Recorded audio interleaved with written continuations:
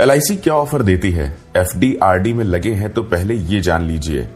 आपको लगता है कि FD और RD सुरक्षित हैं। सही है, लेकिन क्या सुरक्षित होना ही हमेशा फायदेमंद होता है?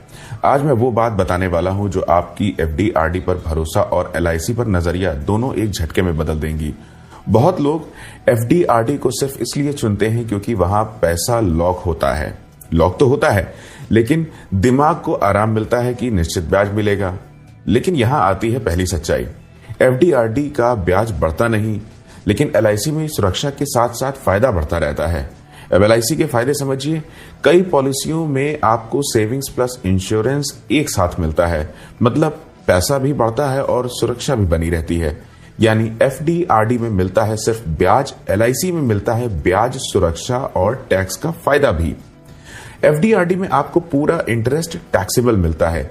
यही FD का असली दर्द छिपा है। लेकिन LIC की कई पॉलिसीज में आपको सेक्शन 80C में टैक्स लाभ मिलता है और मैच्योरिटी अमाउंट भी कई मामलों में टैक्स फ्री होता है।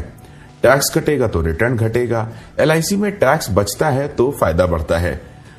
अब आते हैं सबसे बड़े कंपैरिजन पर। FD RD में रिटर्न तय है, चाहे 5 साल रखो या 10 साल, असर बड़ा नहीं पड़ता। लेकिन LIC की लॉन्ग टर्म पॉलिसीज कंपाउंडिंग और बोनस दोनों का फायदा देती है।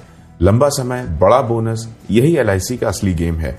तो अब सवाल यह है कि पहली बार पॉलिसी लेने वाले क्या करें? अगर आप सिर्फ शॉर्ट टर्म पार्किंग चाहते हैं, FD ठीक है। अगर आप चाहते हैं कि सुरक्षा प्लस बजट प्लस टैक्स फायदा plus discipline long term growth, तो LIC आपके लिए बेहतर साबित हो सकती है।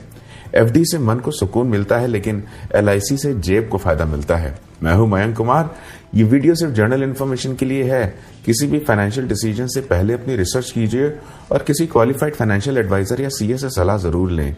मुलाकात होती है आपसे अगले वीडियो में।